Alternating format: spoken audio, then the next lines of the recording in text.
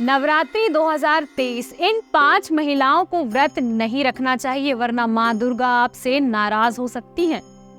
नवरात्रि के 9 दिनों तक महिलाएं माता रानी का व्रत और पूजा करती हैं। उन्हें तरह तरह के अनुष्ठान और उपायों से खुश करती हैं। लेकिन क्या आपको पता है कि आपकी एक गलती से माता रानी नाराज हो सकती है? आपको ढेर सारे कष्ट झेलने पड़ सकते हैं। आपको आर्थिक परेशानी का सामना भी करना पड़ सकता है। आपके साथ ही आपके पति और परिवार के लोगों को भी कष्ट का सामना करना पड़ सकता है। इसीलिए नवरात्रि में माँ दुर्गा की पूजा से पहले ये जान लेना बेहद जरूरी है कि उनकी पूजा या व्रत करने के लिए श्रद्धा और विश्वास के साथ साथ कुछ नियमों का पालन भी बेहद जरूरी है। हमारे आचार्य अनिरुद्धाचार्य जी कहते हैं कि नवरात्रि में 5 महिलाओं को व्रत नहीं करना चाहिए, वरना माता रानी आपसे नाराज हो सकती हैं। तो आखिर किन 5 महिलाओं को व्रत करने की मनाही है और क्यों, ये जानने के लिए इस वीडियो को अंत तक जरूर देखिएगा।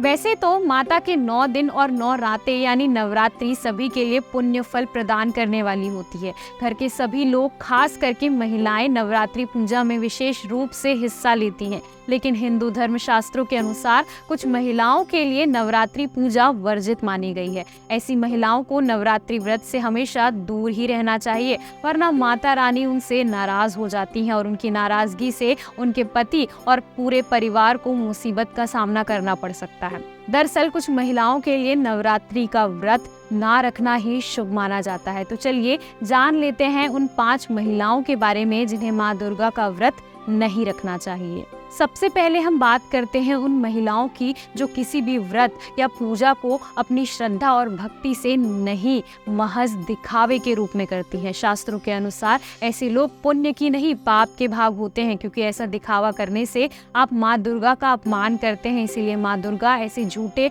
और दिखावा करने वालों से कभी भी प्रसन्न नहीं होती है, बल्कि माता रानी के क्रोध से ऐसे लोग बर्बाद हो जाते हैं। साथ ही इनके परिवार पे भी इसका बुरा प्रभाव पड़ता है। घर से सुख समृद्धि चली जाती है।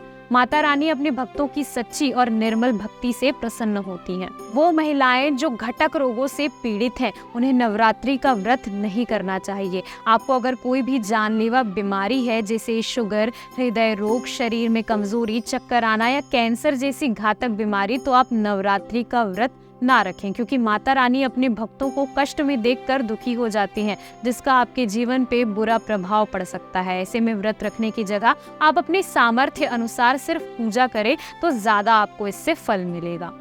जो महिलाएं बात बात पे गाली गलौज करती है, हर वक्त झूठ बोलती है या दूसरों की हमेशा चोट पहुंचाने की कोशिश करती है, ऐसी महिलाएं अगर माता रानी की पूजा करना चाहती हैं तो वो अपनी इस आदत को छोड़ने के बाद ही नवरात्रि व्रत करें। तभी माता रानी आपसे प्रसन्न होंगी, आपकी सभी मनोकामनाएं पूरी होंगी।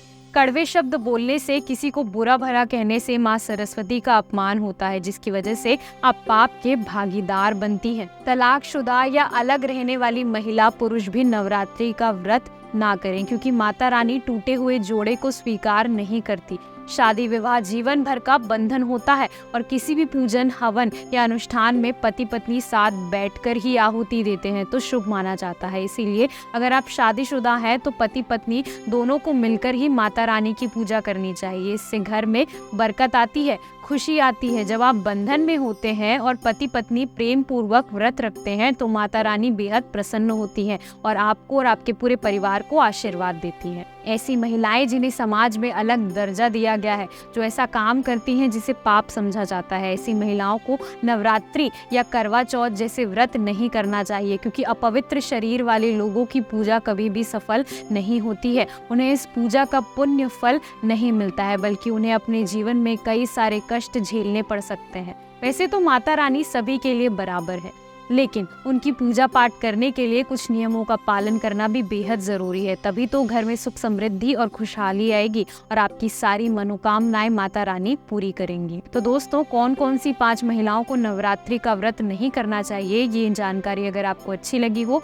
तो वीडियो लाइक कीजिएगा और इस वीडियो की जानकारी ज्यादा से ज्यादा लोगों को जरूर शेयर कीजिएगा। दोस्तों, इस वीडियो में दी गई सारी जानकारी हमने इंटरनेट के माध्यम से ली है, इसमें हमारा कोई भी हस्तक्षेप नहीं है।